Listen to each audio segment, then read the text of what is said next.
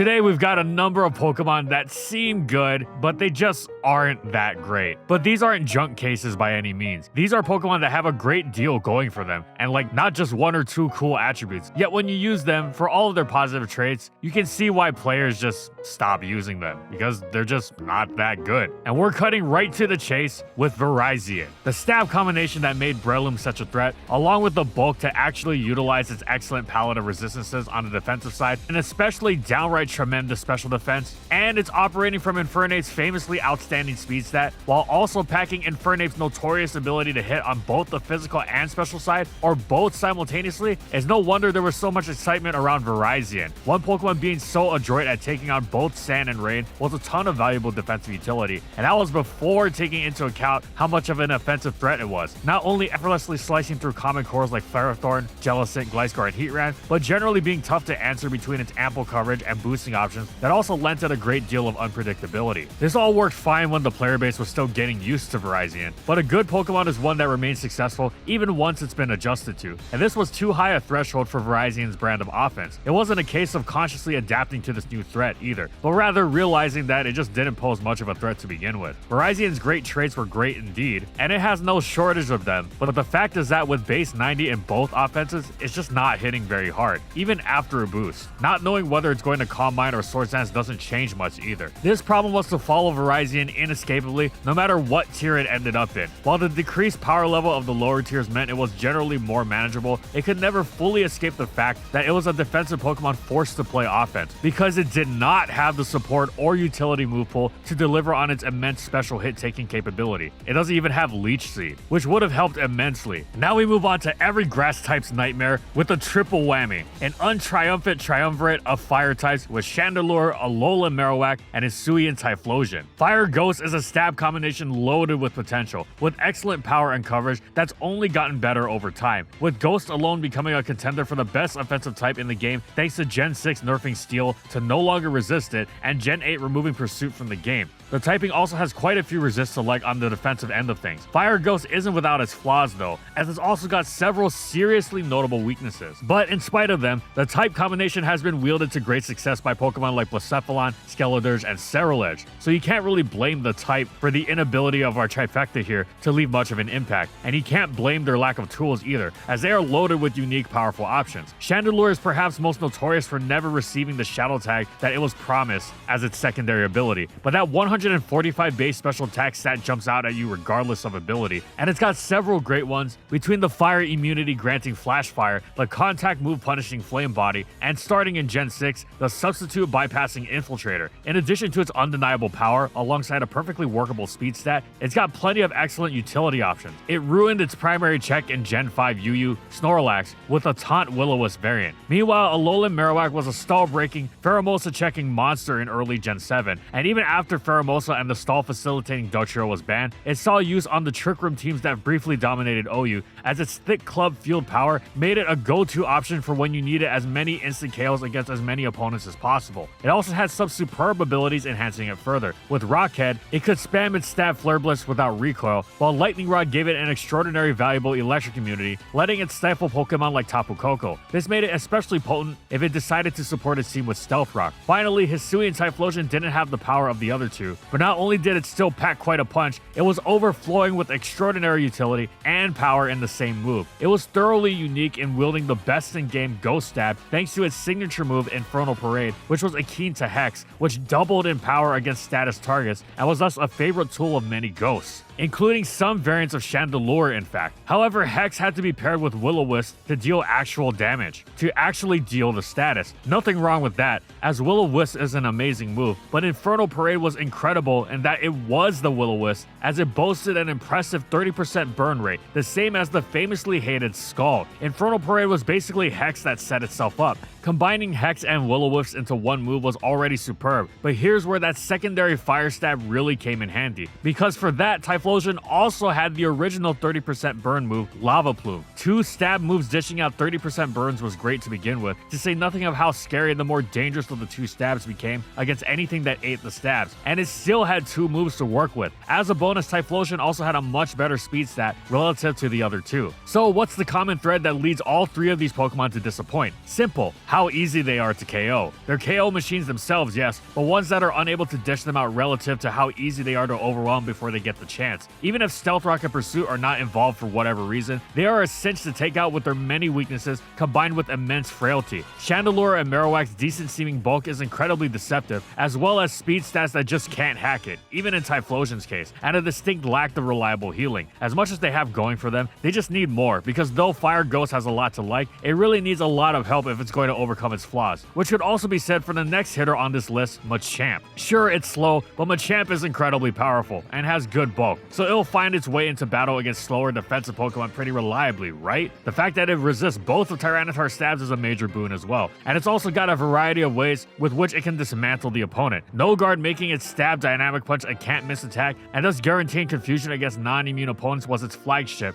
especially as Ghost types weren't at all reliable into its payback. But Machamp also brandished Guts and Close Combat, the latter which was far more powerful as far as fighting stab was concerned, and the former meant any attempts to slow Machamp down with Will-O-Wisp Berms would actually just make it stronger. So outside of one specific team configuration in Gen 4, why was Machamp's immense power potential so difficult to convert into actual damage? Well, post Gen 4, Machamp was consistently faced with tougher trials. That much is true. In Gen 5, Payback was nerfed to no longer double in damage on the Switch, and Conkeldurr completely outclassed it, while Gen 6 brought about Fairy types, all while an ever-increasing wave of power creep made the already difficult task of getting Machamp safely on the field a challenge that really wasn't worth it. But that was the thing, even at its best, Machamp really didn't do well at getting on the field safely, as in practice, it was actually far frailer than its good natural bulk would suggest, an issue compounded by its lack of recovery. In Gen 2, it couldn't switch directly into the Snorlax that it uniquely threatened because normal stab hit it so hard. In Gens 3 and 4, the ubiquity of permanent sand meant even minimal damage taken from Tyranitar would stick, even in tandem with the uptick in passive damage, further compounding its issues with taking hits from anything else, including something as seemingly innocuous as Blissey's Seismic Toss. If it can't even safely switch into what it's best against, well, you're going to struggle. It's true it was banned in Generation 4, but this was because it was overwhelming alongside Paralysis Spam, which was a style so powerful, it consistently generated tournament success out of the otherwise terrible Rhyperior. Machamp's threat was entirely down to Dynamic Punch's brokenness in tandem with Paralysis, so much so that many campaigned for Dynamic Punch to be banned instead, as Machamp without it was thoroughly unthreatening, as further evinced by its complete decline post Gen 4. Yes, it was faced with these other challenges, but a better Pokemon would be far better off than Machamp, which descended into obscurity. Conkeldurr still made the nerf payback work just fine, and Machamp landed in tiers without Conkeldurr, while packing Heavy Slam for Fairy types, but it was just too hindered significantly by the flaws that had made it such a spotty choice even at its best. And speaking of many flaws, our next pick is also a Generation 1 Pokemon with an insane amount of flaws, and that of course is Ditto. This is a unique case, of course. Ditto can be one of the most tremendously useful Pokemon in the game in ways nothing else can, using your opponent's best weapons against them, whether it's reverse sweeping them with their own boosted Dragon Dancer or by copying an opponent's regenerated to stifle potential progress. These are majorly valuable traits. It's been so good at keeping volatile team styles like Extreme Hyper Offense in check. Some fans of said team styles even wanted it banned, calling Ditto the invalidator for how thoroughly it rendered their teams ineffective. However, for all these promises of brilliantly, peerlessly turning the tables, Ditto is just as capable of falling incredibly flat. It's not equally good at taking on everything your opponent might have, because not everything is effectively countered by itself, especially since Ditto, which keeps its paltry HP stat upon transforming, is a much frailer variant of most Pokemon that it might switch into, especially if the Pokemon it might switch into doesn't possess the tools to make sufficiently significant progress against its own team, as is the case for many bulkier Pokemon. Ditto having to hold a Choice Scarf in order to actually outspeed the boosted Pokemon that it will be copying also means it can only lock itself into one move at a time, which compounds the issue something fierce. The real kicker though is that Ditto being reliant on what your opponent brings means that the less broken your opponent's team is, the worse it is, and every metagame has its contentious Pokemon, but once the really overpowered threats are banned, Ditto's utility drops off of a cliff. It has its occasional bursts of brilliance, but considering the over-the-moon hype and potential of the prospect of using your opponent's best against them, well, it fails to deliver nearly as much as you'd like. Now, speaking of another Pokemon whose initial excitement was followed with some serious deflation, we have Mantine. Mantine was an obviously flawed Pokemon, nearly a non-entity from its inception in Gen 2 through Generation 6, with every promise of its massive special bulk betrayed by its lack of recovery. But then in Gen 7, it received both Roost and a tremendous plus 20 boost to its base HP. Suddenly, this longtime special counterpart to Skarmory was far bulkier specially than Skarmory was physically, and was better at taking hits on its weaker side than Skarmory was as well. With reliable physical recovery to go with this markedly improved bulk, Mantine can now fully utilize its many superb tools. The water immunity of Water Absorb, the hazard clearing of the Fog, the stat boosting counter of Haze, general skull spamming bulky water goodness, fulfilling the defensive promise of Gyarados' typing with the move pool to actually go with it. Sadly, the initial excitement revealed that Mantine being much like a generic bulky water was mostly a flaw, not a feature. That archetype may have been useful early on, but as the generations wore on, the old school bulky water fell out of favor because it was tremendously passive and unthreatening. Contrast Mantine with Toxapex and Tapu Fini, introduced in the same generation that it got these new tools, and the difference is night and day, with both being threatening even at their most defensive. Toxapex even has Haze, and Tapu Fini even has Defog. This is not to say that Mantine is completely useless. Combining both moves on one Pokemon is certainly nice for some stall teams, but it is incredibly niche, far more than you'd expect. When you're as non-threatening to any team that doesn't auto-collapse to Scald as Mantine is, and any team that auto-collapses to Scald is going to lose a lot of other Pokemon before it loses to Mantine, then pretty much the only time you get value out of it is when you run into a matchup where Mantine can park itself before an opposing offense team that just can't scratch it. Not to say that this can't happen, as it does stifle many common threats like Ash Greninja and Mega Charizard Y, but that quadruple weak to electric really tends to stifle any attempts at special walling when so many special attackers are a Thunderbolt away from having no issue with it whatsoever. Stealth Rock didn't help either, as Mantine can't always defog against every rocker safely. At least it could get around this with heavy duty boots in Gen 8, but all the other issues remain. And the next Pokemon is also a similarly plagued Gen 2 staple with Steelix. Whatever flaws Steelix has, it's definitely not its typing. Excadrill has leveraged Steel Ground's tremendous set of resistances to superb defensive utility, despite its actual defenses being quite measly. Steelix does this, but with actual physical bulk, making it one of the most resilient Pokemon in the game that lacks a major method of recovery. It shrugs off passive damage and physical attacks alike, even when those attacks are super effective earthquakes as they often are. Its typing is sufficiently robust to grant it a significant number of resists to special attacks as well, so despite its special defense being lower, EV investment makes it quite solid at taking such hits, and it's got the utility to go with such vast, excellent hit taking as well. Its incredible durability makes it a great Stealth Rock setter. It can phase with Roar or Dragon Tail, it can spread Toxic, and it's got the ever-reliable stab Earthquake for direct damage, while its low speed and heavy weight contributes to a powerful secondary stab Gyro Ball or Heavy Slam as well. And if that doesn't sound particularly impressive, that's because it isn't. Well, those are all good things, there's no doubt about that, but they're not particularly impactful. Steelix's move pool isn't really distinguishing it from a legion of similar walls,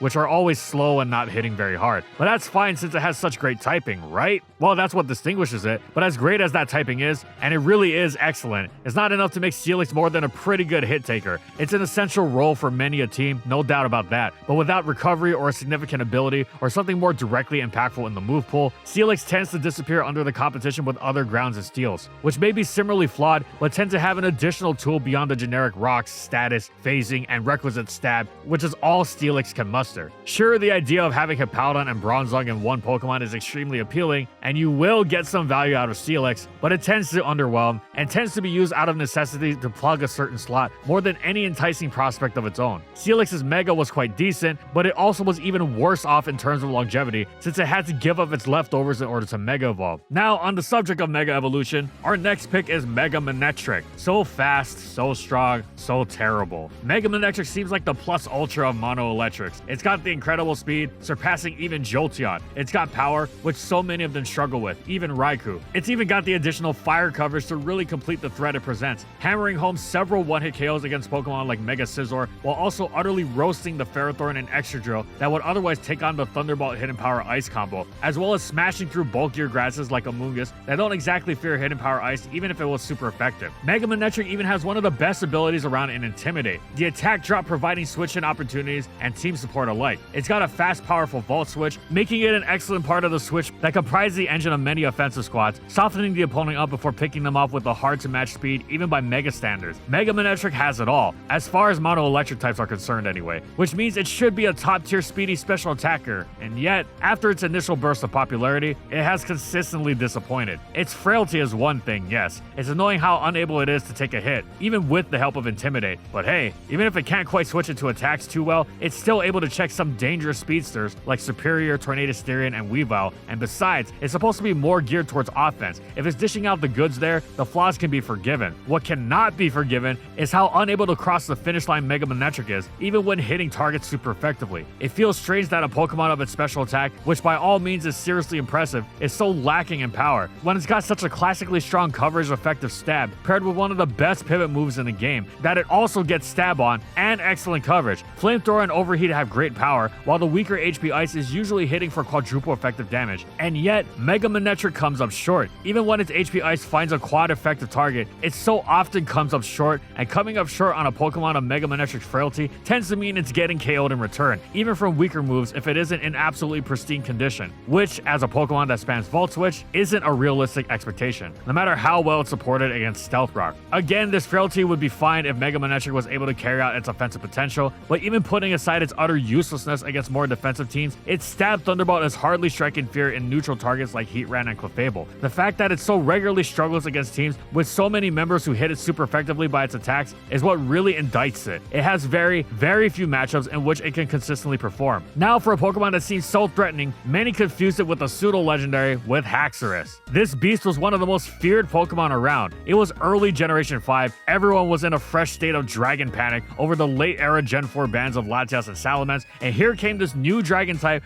with an attack stat that made Mence look downright polite. To say nothing of how it had both Dragon Dance and Swords Dance. It didn't even have the courtesy to make up for this by being slow, while the far weaker Druddigon was toiling with the speed stat that made slow walls like Tangrowth and the original Reggie trio look zippy. Ononoksu, as it was known in the original Japanese translation pre-North American release, came in at a solid base 97 speed, perfectly serviceable for what it wanted to do. Plus, while it was a far cry from bulky, it was capable, alongside its lack of a quad ice weakness, of taking many of the weaker ice attacks aimed at it that would have leveled Garchomp, Salamence, and Dragonite. Haxorus quickly demonstrated itself to be a metagame force, not by boosting, but with the instantaneous deletion that it's its choice band Outrage, with even the sturdiest steel types like Ferrothorn unable to switch in safely, while even the tankiest physical walls got clocked something fierce. It seemed to be one of the tier's scariest threats, and then it just disappeared. Before Black and White 1 was even over, yes, Black and White 2 would bring about Kyurem Black, whose own choice band Outrage was cartoonishly ahead of Haxorus' own Looney Tunes tier power, but the realization that Haxorus wasn't all that came well before anyone even knew that Kyurem Black would one day exist, let alone be allowed in the same tier as Haxorus. Plus, for all the power gap, Haxorus still had some major advantages over KB in the 3 generations before KB got banned for getting Dragon Dance. The most notable advantages, besides Dragon Dance, Haxorus was faster, it wasn't Stealth Rock weak, it had Earthquake coverage for Jirachi, and on top of Dragon Dance, it also had Swords Dance to really crush defensive teams. Still, the problem was the same as when it faded out of the metagame that it initially excelled in.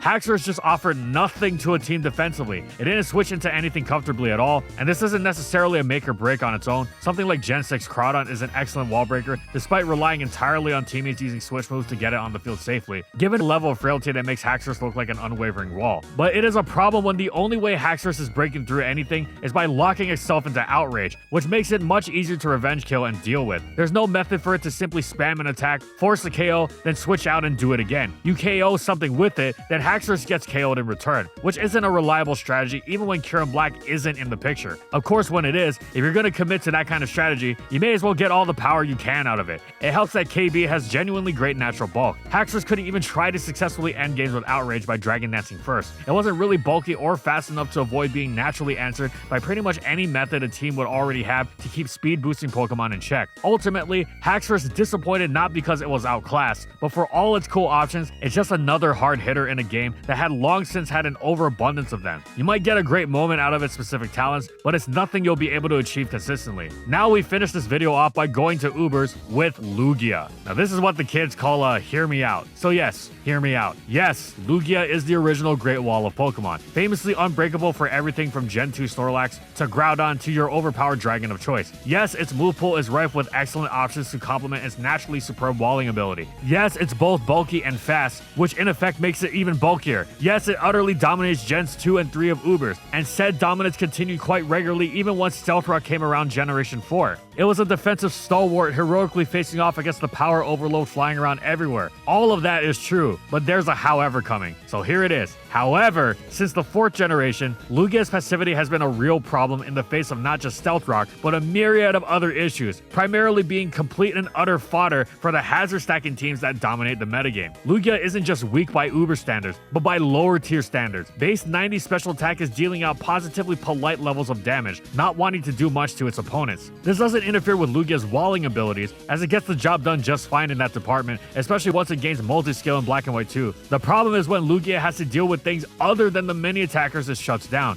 As soon as one of Uber's many bulky teams pops up, Lugia is walled by pretty much all of it. Most problematically, it provides the freest of free spikes to every defensive spiker, be it Fortress, Skarmory, or Ferrothorn. It is completely dead weight unless it goes with the calm mindset, which can be good, but it takes a long time for it to get going since it's so weak, and can wind up flopping pretty much as hard as any other variant. When Lugia shrugs off Stealth Rock and settles into a groove against offense, it's a nightmare to deal with, whether it's pressure stalling or multi-skill letting it wall everything in sight. But high as the power level is, much of Uber's strategy revolves around more than just raw damage, and this is where the problem of Lugia being ridiculously easy to take advantage of comes in, becoming more apparent in each passing generation. It seemed to come to a head in Gen 6 and 7, where its passivity becomes most exploited by the ridiculously dangerous trapping enemy Shadow Tag Mega Gengar, but the storm should have passed in Gen 8, where there was no more Mega Gengar. Additionally, just as crucially, there was now heavy duty boots to hold, thus meaning Stealth Rock would no longer impede multi-scale. And yet, Gens 8 and 9 have been Lugia's worst generations yet. It's not just worse off than it was in the past, it's just downright unusable. Part of this is, yes, its defensive profile is no longer as uniquely important, but this would not be nearly as much of a problem if it weren't just so ridiculously unable to do damage. Being a wall is fine, being a purely passive wall is not. If the opponent doesn't instantly collapse to Lugia's chosen status move, and they shouldn't, Lugia has no way to force the issue at all. It has all the promise in the world, and yet, nowadays it's arguably tended to let that promise down longer than it lived up to it.